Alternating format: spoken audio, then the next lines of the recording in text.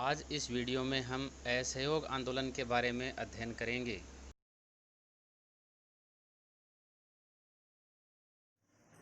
अब ये तीन आंदोलन है मुख्य रूप से। उसमें पहला आंदोलन है वो आज करेंगे, दूसरा कल कर लेंगे और तीसरा परसों कर लेंगे। उसमें पहला है असहयोग आंदोलन। अब देखो इसके हम कारण लिखेंगे। सबसे पहले आप कारण टॉपिक वाइज चलें। इसके अंदर कारण क्या थे इसके, तो एक तो प्रथम विश्व युद्ध था, उसके कारण आर्थिक रूप से कमजोरी आ गई थी, है ना। तो आर्थिक दृष्टि से कमजोर होने के कारण लोगों को यह आंदोलन करना पड़ा। दूसरा, कल अपन चर्चा कर रहे थे कि किसकी, रॉल्ट एक्ट के कारण। और रॉल्ट एक्ट के कारण क्या हुआ था, जलियांवाला बाग हत्याकांड हुआ था। और उसके बाद में क्या आया था, कर्म से हैं ये सभी चीजें। तो यही इसके कारण, मॉन्टेग्यू चेम्सफोर्ड अधिनियम, इसके कारण जो भारतीय जनता है उसमें असंतोष की भावना उत्पन्न हो रही थी, इन सभी कारणों के कारण। ठीक है। और गांधी जी ने क्या किया, दो चीजें की यहाँ पर। खिलाफत को इसमें मिला दिया, खिलाफत को कांग्रेस में मिला दिया। खिलाफत आंदोलन के बारे में अपन चर्चा करेंगे, दोनों साथ साथ चलेंगे। खिलाफत और जो कांग्रेस का असहयोग आंदोलन है, दोनों को मिलाया इसने। और फिर गांधी जी ने मांग की, यहाँ पर क्या मांग की, पहला जो ये चीज है, जो जलियांवाला बाग हत्याकांड है, उसके ऊपर एक खेद प्रकट करे अंग्रेज सरकार। इन्होंने बहुत ही जघन्य कृत्य किया है। कौन सा, जलियांवाला बाग हत्याकांड, तो उसके ऊपर खेद प्रकट करे। दूसरा, खिलाफत के लिए इन्होंने कहा, खिलाफत और कांग्रेस। ठीक है। तो तुर्की के प्रति अपने व्यवहार को नम्र करेगी।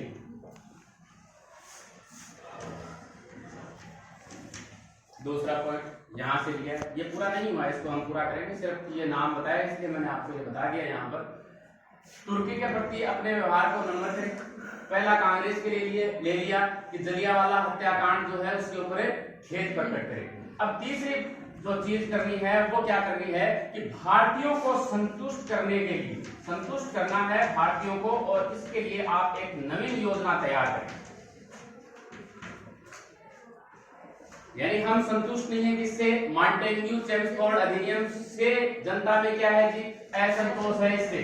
तो इस असंतोष को दूर करने के लिए, संतोष से क्या है, संतुष्ट करें हमें नवीन योजना लाकर। तो ये तीन मांगे रखी किसने, महात्मा गांधी ने। और इन मांगों को उन्होंने कहा कि अगर नहीं माना गया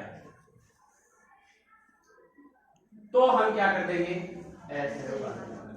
और अंग्रेजों को तो मानना ही नहीं था, अंग्रेजों ने इनको नहीं माना। तो फिर इन्होंने क्या कर दिया, 1 अगस्त 1920 से शुरुआत कर दी किसकी, असहयोग आंदोलन की शुरुआत कर।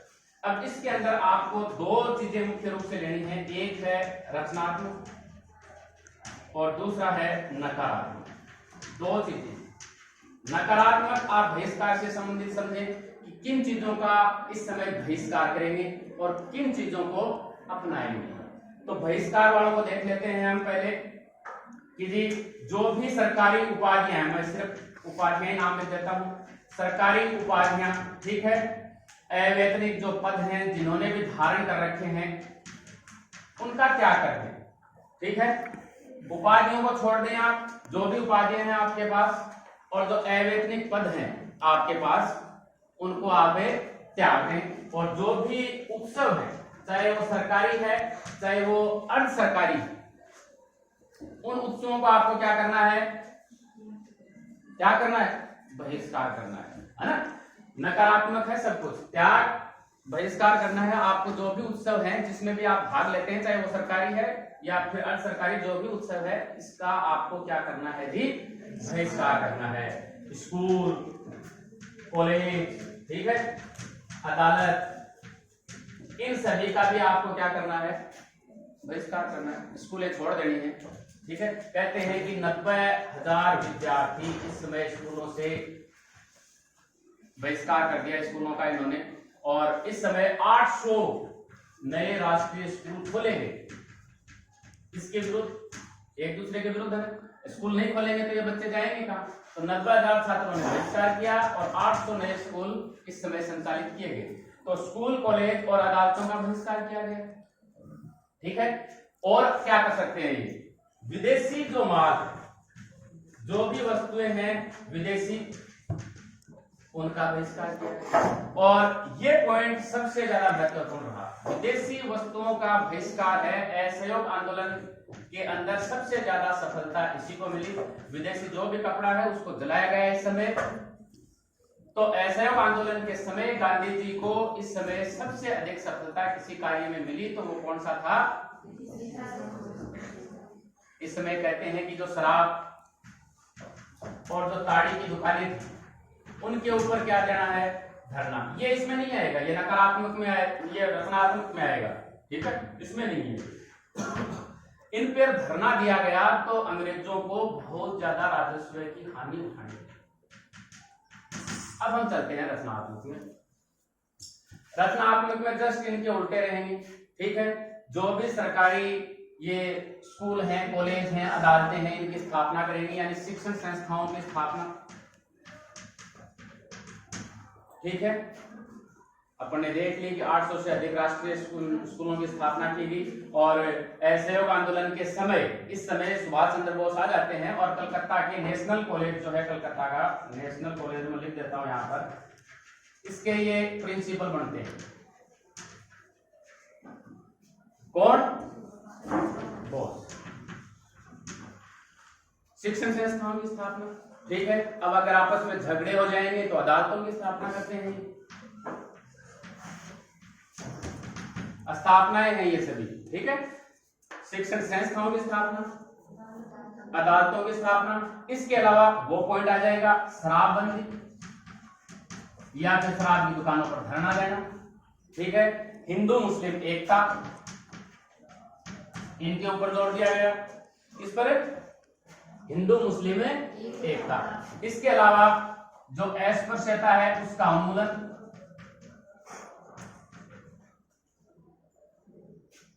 छुआछूत। ठीक है, तो ये सभी किसमें है? रचनात्मक। रचनात्मक, नकारात्मक, ये दो प्रकार के उपाय किए गए। रचनात्मक में हम कह सकते हैं, इसके अलावा और भी थे, ये तो अपनी किताब में, कि हर जो वयस्क है, जिस प्रकार अपन राजनीतिक विज्ञान में पढ़ते हैं, जो भी वयस्क है उसको मताधिकार का अधिकार मिल जाता है, तो हर वयस्क को कांग्रेस से जोड़ना है। रचनात्मक में है ये, हर वयस्क को किससे जोड़े? कांग्रेस से जोड़े। 300 सदस्यों की एक अखिल भारतीय कमेटी बननी है, वो बनानी है हमें, अखिल भारतीय कांग्रेस कमेटी। कितने की? 300 सदस्यों। ठीक है, हिंदी का हमें ज्यादा से ज्यादा प्रयोग करना है। ठीक है, भाषाई आधार पर भी हमें कांग्रेस कमेटी की स्थापना करनी है।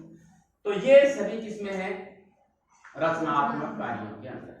ठीक है, ये रचनात्मक कार्य है असहयोग आंदोलन के, और ये नकारात्मक कार्य। जैसे ही ये शुरू होता है 1 अगस्त 1920 को, इसी समय मृत्यु हो जाती है किसकी? तिलक।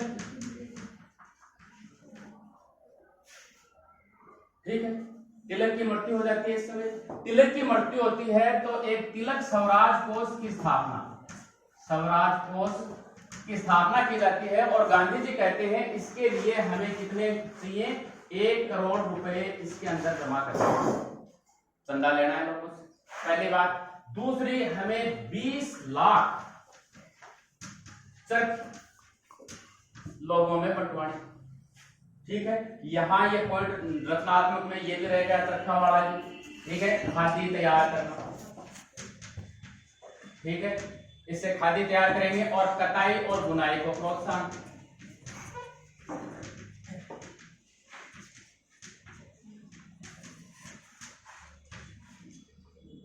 ये हमें करना है। अब देखो, जो असहयोग आंदोलन है उसकी हम बात करें तो 2 अधिवेशन भी हमें यहां पर याद रखने हैं, एक कलकत्ता का और दूसरा नागपुर का। ठीक है, ये होता है सितंबर 1920 और ये होता है दिसंबर 1920।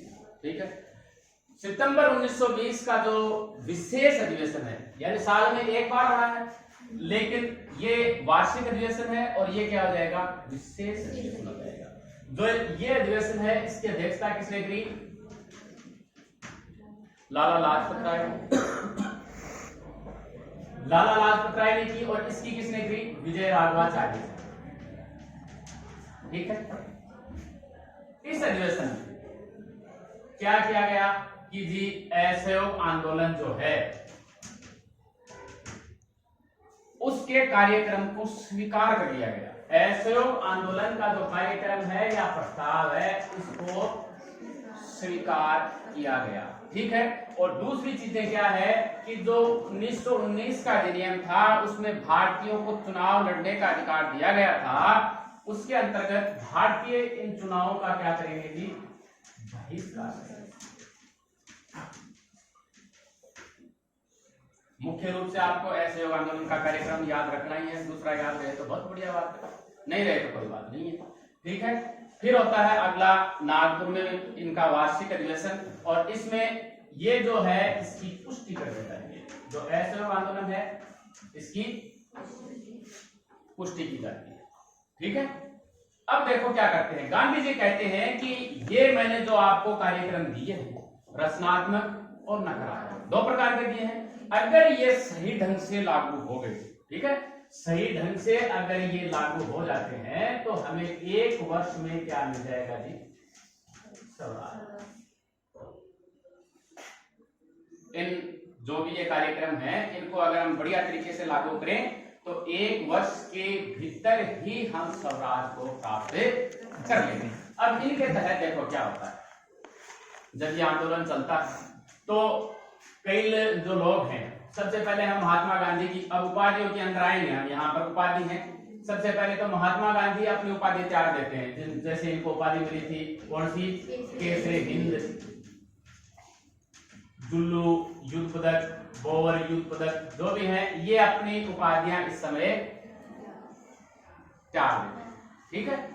इसके अलावा इसके साथ ही जमनालाल बजाज, जिनको उपाधि मिली थी राय बहादुर, ये जमनालाल बजाज भी ये उपाधि अपनी त्याग देते हैं। अन्य लोग भी इनसे उत्साहित होते हैं और वो भी उपाधियों का त्याग कर देते हैं। ठीक है। ये है। इसके बाद में अगला कार्यक्रम की कौन कौन से लोग हैं वो क्या क्या करते हैं। अब ये कार्यक्रम चलता है लगातार, और अगले चीज के अंदर फिर क्या करी जाएगी जी, लोगों की गिरफ्तारी की जाएगी। अब गिरफ्तार होंगे लोग, गिरफ्तार से पहले हम और बात करेंगे कि जी कई जो लोग हैं वो वकालत छोड़ देते हैं। इसके साथ में हम वकालत वाली बात कर लेते हैं, यानी न्यायालय जो है उसमें जाना छोड़ देते हैं। जैसे 2 तो बाप बेटे हैं, मोतीलाल और जवाहरलाल, CR दास, दास लिखने बहुत है, CR दास, ये न्यायालय का बहिष्कार कर देते हैं। बहिष्कार में हम देखते हैं ये, ठीक है। राजेंद्र प्रसाद, पूरा करते हो ना, मालदा बोलता हूं पूरा कर दो इसको, है ना। राजेंद्र प्रसाद, लाला लाजपत राय, सरदार नहीं है इस समय, वल्लभ भाई पटेल और इसके भाई विठल भाई पटेल, ये भी न्यायालय का बहिष्कार कर देते हैं। अब इसके बाद में ये तो है बहिष्कार करते हैं। अब गिरफ्तार किनको किया जाता है, हम गिरफ्तारी देखते हैं, यानी अंग्रेज चुप तो बैठेंगे नहीं, ये इस प्रकार से आंदोलन चलेगा तो लोगों की गिरफ्तारियां भी होंगी, तो चोटी के लोगों को गिरफ्तार भी कर लिया जाता है। जैसे मोतीलाल नेहरू को गिरफ्तार कर लिया जाता है, लाला लाजपत राय को गिरफ्तार कर लिया जाता है, ठीक है। राजगोपालाचारी को गिरफ्तार कर लिया जाता है, दोनों अली बंधुओं को गिरफ्तार कर लिया जाता है, अली बंधु लिख देता हूं, ठीक है। मौलाना आजाद को गिरफ्तार कर लिया जाता है, मौलाना अब्दुल कलाम आजाद हैं, इनको भी गिरफ्तार कर लिया जाता है, ठीक है। एक व्यक्ति और है CR दास, क्योंकि इनकी भूमिका रहेगी आगे, इसलिए इनका नाम लिखना यहाँ पर बहुत जरूरी है। सबसे महत्वपूर्ण व्यक्ति यही है, CR दास, इनको गिरफ्तार कर लिया जाता है। ये कार्यक्रम चलता है। फिर अगला अधिवेशन आता है इनका, ये कार्यक्रम चलते चलते 1921 का अधिवेशन भी आ जाता है।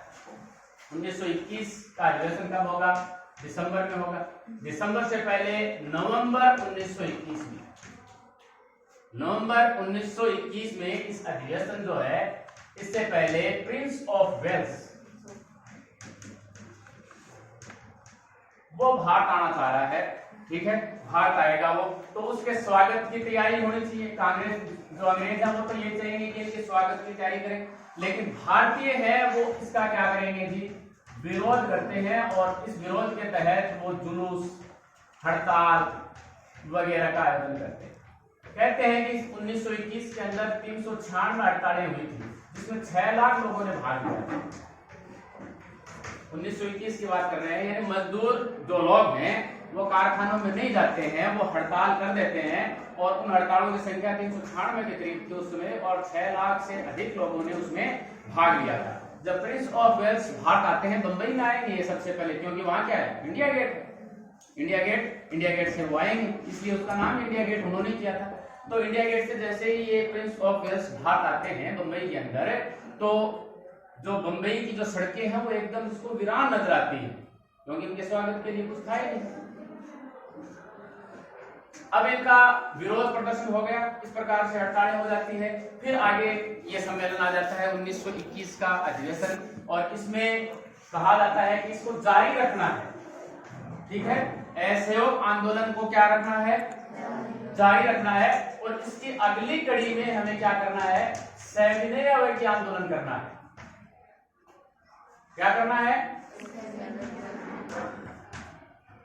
अब देखो, इस जो 1921 का जो अधिवेशन है वो अहमदाबाद में होता है ये,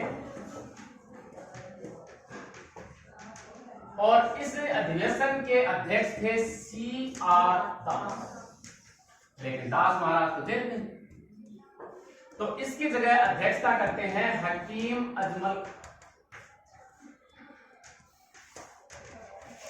वो तो अध्यक्षता करने वाला चाहिए थे, लेकिन पहले चुन लिया गया था CR दास को, लेकिन फिर वो जेल चले गए। तो जेल जाने के बाद में किसको चुना गया, हकीम अजमल खान को, ये तो अध्यक्ष के पद पर, और जो सरोजनी नायडू है इन्होंने इसका अध्यक्षीय भाषण पढ़ा,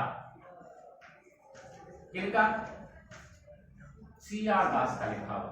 CR दास का जो अध्यक्षीय भाषण है वो किसके द्वारा पढ़ाया गया, सरोजनी नायडू के द्वारा। इसकी अनुपस्थिति में अध्यक्ष पद किसने सुशोभित किया, हकीम अजमल खान ने सुशोभित किया। तो इस प्रकार से इसको जारी रखा जाता है। फिर हम आ जाते हैं अगले साल के अंदर 1 फरवरी 1922। अब गांधी जी के इंतजार की इंतहा हो गई है, 1 वर्ष से ज्यादा समय हो गया, उन्होंने 1 वर्ष का टाइम दिया था। तो वो इस समय के जो वायसराय हैं रीडिंग को अल्टीमेटम देते हैं कि अगर 7 दिन में यानी 1 सप्ताह के अंदर अगर आपने ये आपका दमन चक्र बंद नहीं किया तो हम आपके विरोध के तहत अगली कड़ी हम फिर शुरू कर देंगे।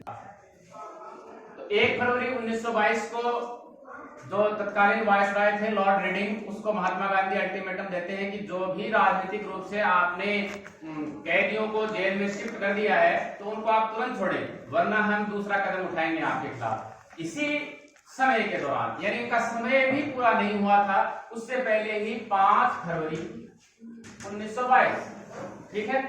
अब होता क्या है कि जो उत्तर प्रदेश है उसके देवरिया जिला दिख रहा है, और उसमें एक जगह है कौन सी, चोरी चौरा। वहां पर लोग हैं वो शांतिपूर्ण जुलूस निकाल रहे, लेकिन जो अंग्रेज हैं वो उसको दबाना चाह रहे थे, तो ये दबना नहीं चाह रहे, ठीक है। भारतीय इससे दबना नहीं चाह रहे थे, तो उन्होंने उस थाने को आग लगा दी। तो इससे कहते हैं कि एक थानेदार और 21 पुलिसकर्मी इसमें शहीद हो गए, या फिर आप 22 डायरेक्ट याद रख लें कि 22 सिपाही इसके अंदर है, किसके अंदर, चोरी चौरा कांड। ये सूचना पहुंचती है किसके पास जी, महात्मा गांधी। तो अगली डेट आती है फिर 12 फरवरी। 12 फरवरी को ये बारडोली में थे ये। 1 फरवरी को भी अल्टीमेटम बारडोली से कहते हैं कि हम बारडोली से दूसरा आंदोलन शुरू कर देंगे, नाम लेते हैं ये बारडोली का। और बारडोली में ये है, बारडोली में कांग्रेस जो कमेटी है उसमें ये असहयोग आंदोलन को क्या कर देते हैं जी, स्थगित कर देते हैं कि असहयोग आंदोलन अब से बंद किया जाता है। तो इसके कारण जो जेल में बंद है, जो भी व्यक्ति अपन ने जिनका नाम लिया है, चाहे मोतीलाल नेहरू हैं, चाहे लाला लाजपत राय हैं, चाहे सिया दास, चाहे कलाम वगैरह, जो भी है वो सभी इनका विरोध करते हैं, खत लिखते हैं इन्हें, इनको महात्मा गांधी को कि आपने ये कदम है वो ठीक नहीं उठाया है। और दूसरे जो जवाहरलाल नेहरू हैं और सुभाष चंद्र बोस, ये भी अपनी अनिच्छा इसके प्रति जाहिर करते हैं, इसके प्रति असहयोग आंदोलन में। लेकिन ये क्या कहते हैं, कौन, महात्मा गांधी, कि मैं इस कार्यक्रम को अहिंसक बनाने के लिए कितना भी बड़ा अपमान का घूंट सह सकता हूं, कितनी भी यंत्रणापूर्वक बहिष्कार में सह सकता हूं, लेकिन मेरा आंदोलन है वो कैसा रहना चाहिए, अहिंसा। ये यंग इंडिया जो इनका समाचार पत्र था, इसमें ये लिखते हैं कि मैं अपमान का कितना भी कड़वा घूंट पी सकता हूं, ठीक है, कितना भी आप मेरा बहिष्कार करें, चाहे मुझे मौत ही दे दें, आप मौत का भी नाम लेते हैं, लेकिन मैं आंदोलन को हिंसक नहीं होने दूंगा। इसलिए ये इस आंदोलन को वापस ले लेते हैं।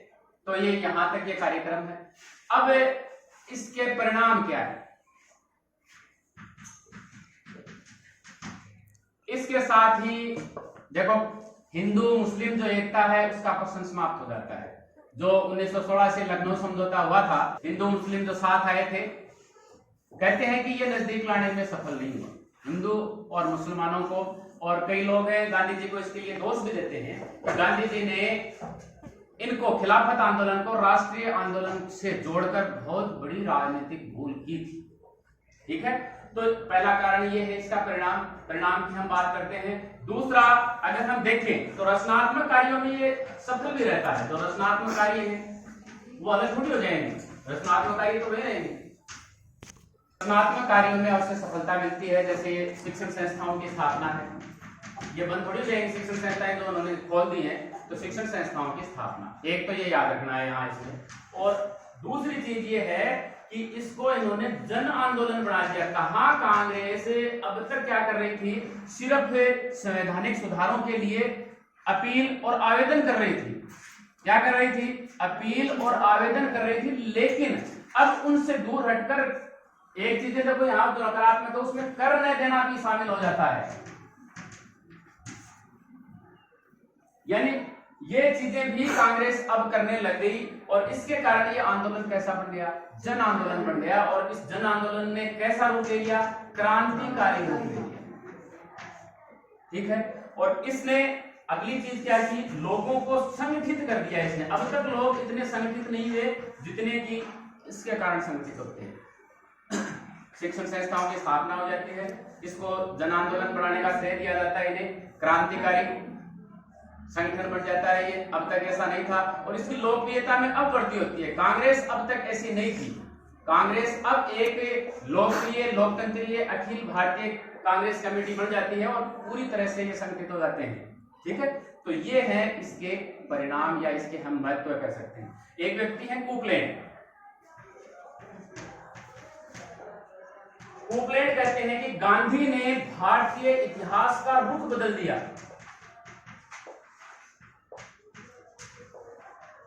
इस असहयोग आंदोलन के बारे में कहते हैं कि गांधी ने भारतीय इतिहास का रुख बदल दिया। जो कार्य तिलक नहीं कर सके वो कार्य इन्होंने कर दिखाया।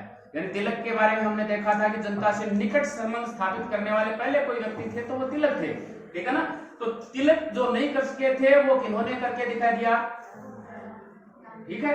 इन्होंने संवैधानिक सुधारों के लिए वाद विवादों से नहीं, शक्ति का सहारा लिया। और वो शक्ति कौन सी थी, वो शक्ति अहिंसा थी। याद रखिए इस प्रकार से कि इन्होंने भारतीय इतिहास का रूप बदल दिया। वो कार्य इन्होंने कर दिखाया जो कभी तिलक नहीं कर सके थे। और अब तक जो कांग्रेस संवैधानिक सुधारों के अनुसार चल रही थी, उन्होंने इसको छोड़कर शक्ति का सहारा लिया। और वो शक्ति कैसी थी, अहिंसात्मक थी। और इससे अलग हटकर इन्होंने इस आंदोलन को क्या बना दिया जी, क्रांतिकारी आंदोलन बना दिया। अब स्कूप लेट करते हैं तो सुभाष चंद्र बोस तो पीछे रहने वाले नहीं है, वो भी कर देते हैं कुछ नहीं कि 1921 में भारतीयों को सबसे पहले संगठित किया। ठीक है, अब तक जो कांग्रेस कैसी थी, संवैधानिक संस्था थी और बातचीत, सिर्फ यहां पर बातचीत होती थी, ऐसी संस्था थी। लेकिन महात्मा गांधी ने इसे कैसी संस्था बना दिया, क्रांतिकारी। वही नाम यहां लेना है, क्रांतिकारी संस्था का रूप दे दिया कांग्रेस को किसने, महात्मा गांधी। ये है असहयोग आंदोलन। इसके बारे में इस प्रकार से लोगों ने कहा कि 12 फरवरी को ये सब कुछ हो जाता है। फिर आगे चलते हैं हम 10 मार्च को। गांधी जी की जैसे ही स्थिति कमजोर पड़ जाती है तो गांधी जी को गिरफ्तार कर लिया जाता है और ब्रूमफील्ड जो न्यायाधीश हैं उनके यहाँ ले जाया जाता है और इन्हें 6 वर्ष की सजा सुनाई जाती है। तो गांधी जी जेल पहुंच गए। असहयोग आंदोलन का हमारा यह अध्याय इसी के साथ समाप्त होता है।